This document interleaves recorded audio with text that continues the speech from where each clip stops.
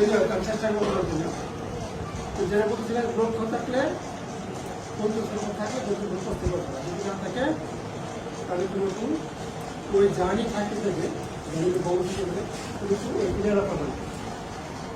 তো প্রত্যেকটা ছাত্রের একটা লক্ষ্য থাকতে হবে। আমার ব্যক্তিগত আমি যখন পড়াশোনা করতাম মাশাআল্লাহ আমি ছোট্ট ক্লাসে ফার্স্ট হয়েছিলাম। আমার প্রত্যেকটা টিচার আমাদের খুব আদর করত।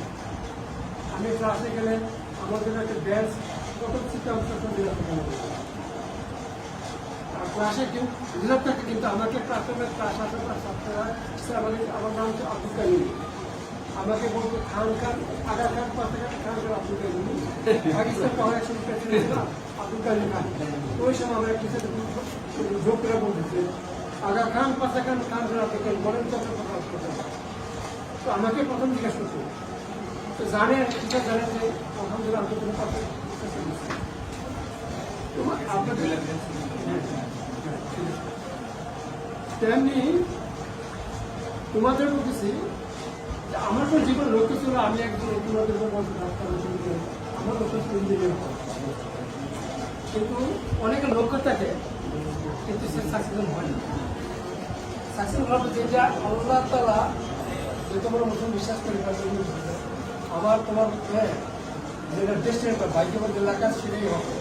কিন্তু তুমি জানো না আমি কি হবো। আজকে অনেকে কেউ টিচার হবে। আমার একটা জীবন লক্ষ্য ছিল আমি ইঞ্জিনিয়ার হবো। আসলে ইঞ্জিনিয়ার হতে পারি। আমি পড়াশোনা করছি এই রাস্তায় আমি যখন পড়াশোনা করছি তখন বাংলাদেশ এখন অনেক ইউনিভার্সিটি তো কম্পিটিশনে হাজার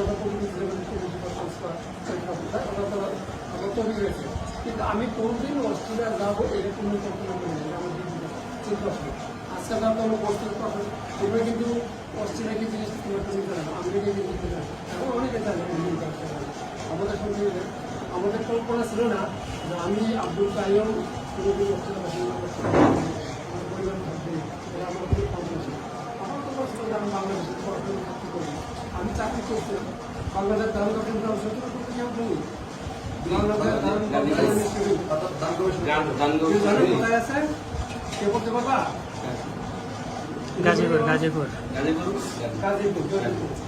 বাংলাদেশের প্রথম ধান গবেষণা বাংলাদেশ ধান গবেষণা বাংলাদেশ জয়পুর গাজীপুর। আমি পাশ করবো সেখানে সাইন্টিফিক বিশ্লেষণ জয়েন করি। প্রায় 8 বছর ছিলাম। পরে আমার ফ্রেন্ডরা বলে আমার ইংলিশের জন্য আমার চাকরি দেখলো তারপর আমাকে মেডিসিন করলো তারপর আমি আমাকে বিশেষ সরাসরি আমি আমার পরিবার আমার ফ্যামিলি আমি গেটে ভিসা পেয়েছি সেপ্টেম্বরে গেছি ইনশাআল্লাহ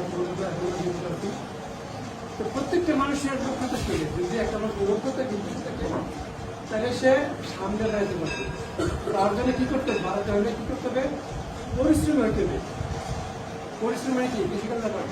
তুমি স্টুডেন্ট তোমার জন্য কী করতে হবে তোমার পরিশ্রম তোমার স্কুলের ক্লাস করবে এবার নিয়মিত বা নাকে সম্বন্ধে ইয়ে করতে হবে।